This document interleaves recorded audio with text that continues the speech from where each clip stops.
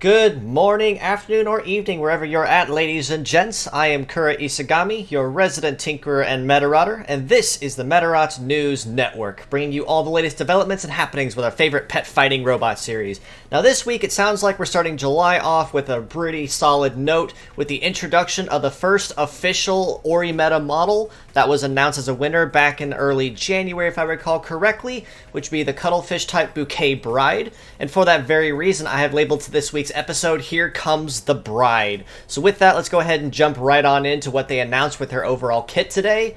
And with what they announced, she will have a kit of Destroy, Counter Guard, Mirror Guard, Sea Legs, and the leg ability of Climber.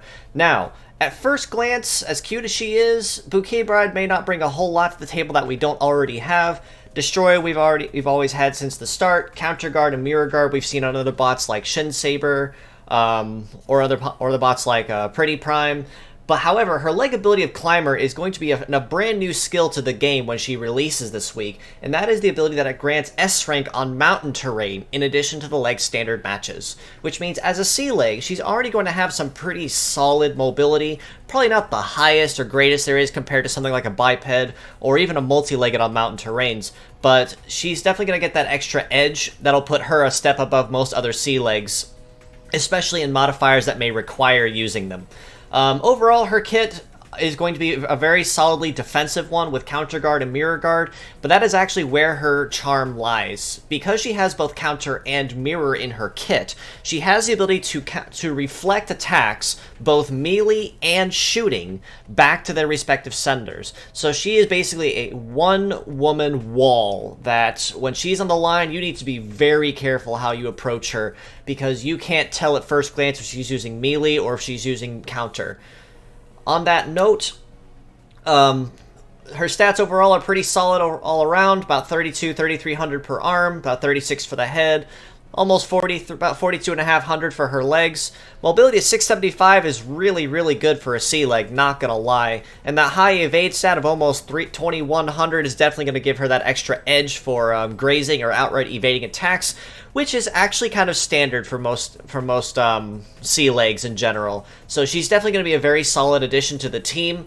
However, if you think that she's going to be a limited bot, you should definitely push for her where you can. Allow me to stop you for a moment and say, just don't worry about it, it's all good, because it was also announced that when she debuts, she will be a Spotlight banner, which means she'll be joining the permanent banner from here forward after her banner releases and drops in the coming week after her.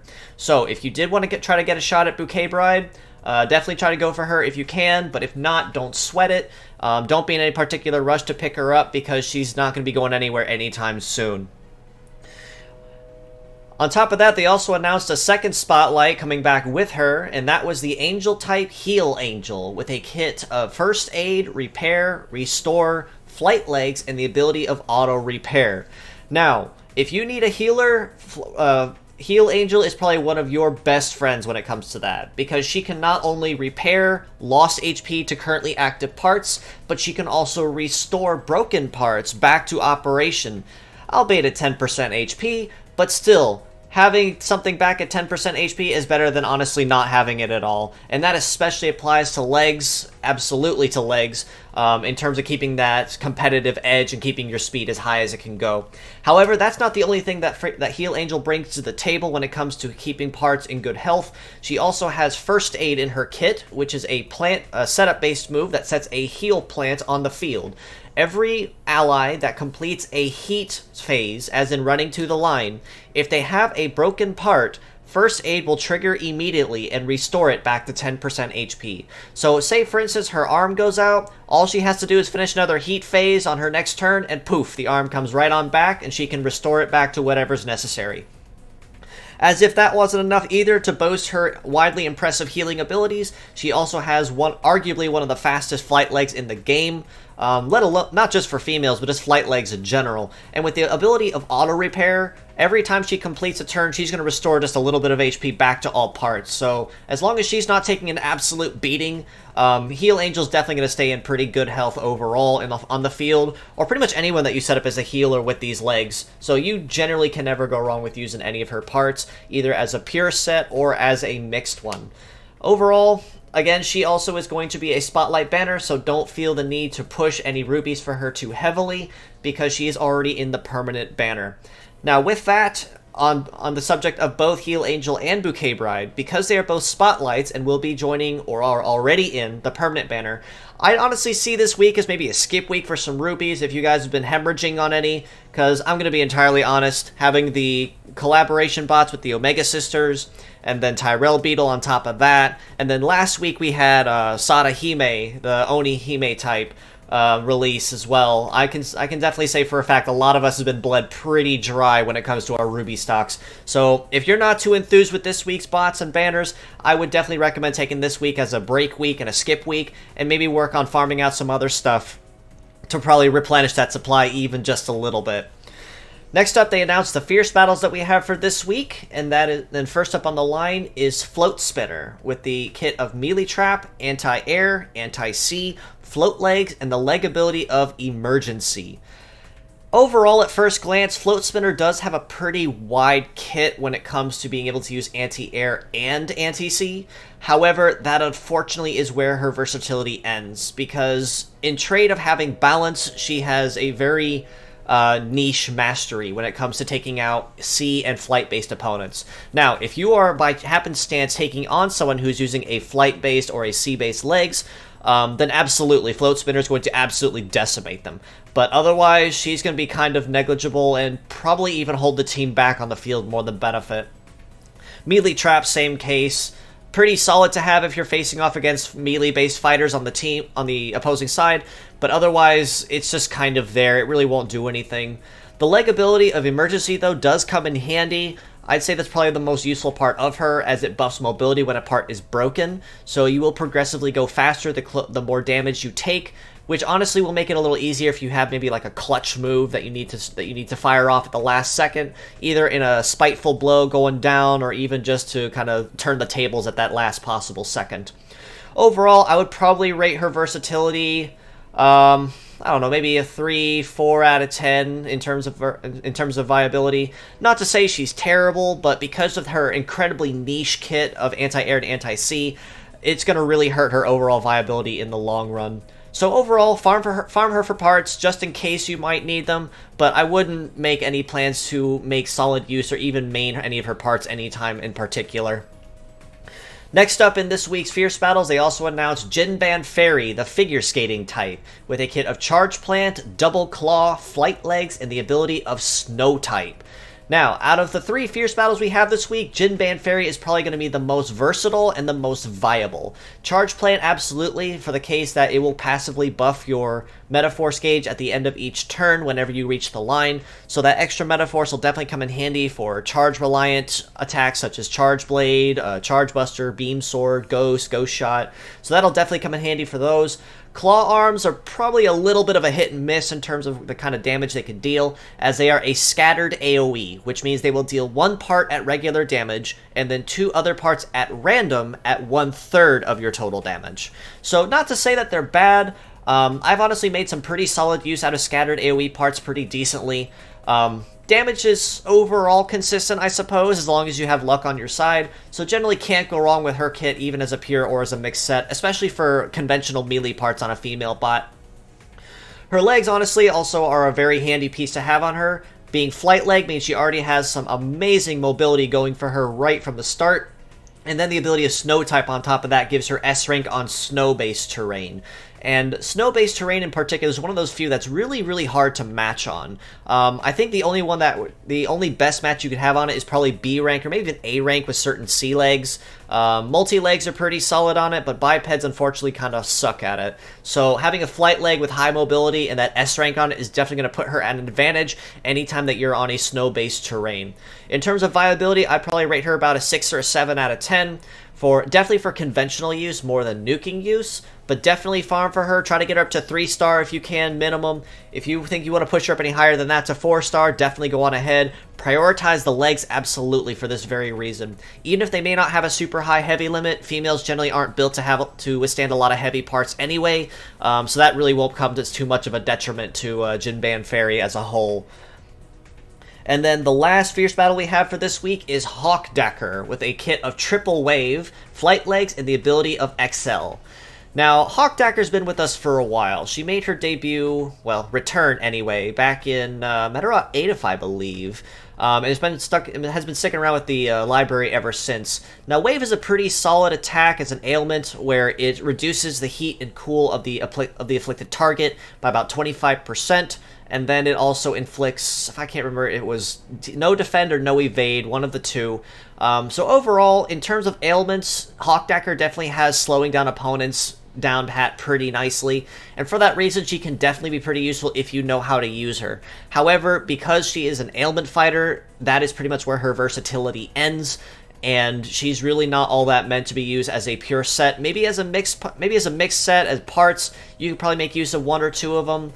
The legs, definitely going to be the highest, the big charm point of her, with again being flight legs, and then the ability of XL will buff her mobility even higher when she takes a turn to charge Metaforce. Overall, for viability, I'd probably rate her about a 4 or 5 out of 10. Maybe possibly a 6, depending on how selectively you choose to use her. But again, it's because her kit is all the exact same attack that it kind of hurts her viability as a pure set. As a mixed set, that's where I would go into the 5 to 6 range. Maybe making use of one part for that slowing down of the more dangerous opponents. But overall, I'd say the MVP for this week would be Jinban Fairy. So bottom line, farm all 3 of them if you don't have any other parts for the sake of having them. Farm Jinban Fairy primarily for this week if you have nothing to do in game, because she definitely will not be a disappointment once you get her parts raised and put on the field. Now, on top of that, we are also getting another update as to what's coming in the 2.0 update that's coming up on next week, actually, on 7/15. We were first announced the BGM update that's coming with it a couple weeks ago with Boppin' Beats, where we have the ability to change our battle and home BGMs and even our row battle announcers. Really looking forward to that. But this week, they also announced another feature coming to the 2.0 update next week, and that is the Row Battle Pass subscription. So basically what this is, it's about a 1,500 yen price, which translates to roughly $16 US. And what it contains is 3 free energy refills a day, full energy, 1 free daily ruby, bonus drops on daily dungeons, an exclusive battle pass gacha. It has ×2 drops on resource dungeons and ×3 specifically on event-related dungeons. 10% bonus EXP when completing levels, and all resource dungeons will be open to you permanently for the duration of the pass. Now, if you choose to pick up the pass and maintain it for any enduring period of time, you will get extra rewards, such as a color chip set, 100 of the blue and 5 of the red upgrade chips to use on parts, and a 3-star deluxe gacha ticket. It also includes and advertises 1-week trial of the Row Battle Pass if you want to give it a try and see what you think. And an extra quality of life update that they added as a side note to this is the sorting tab for resource dungeons.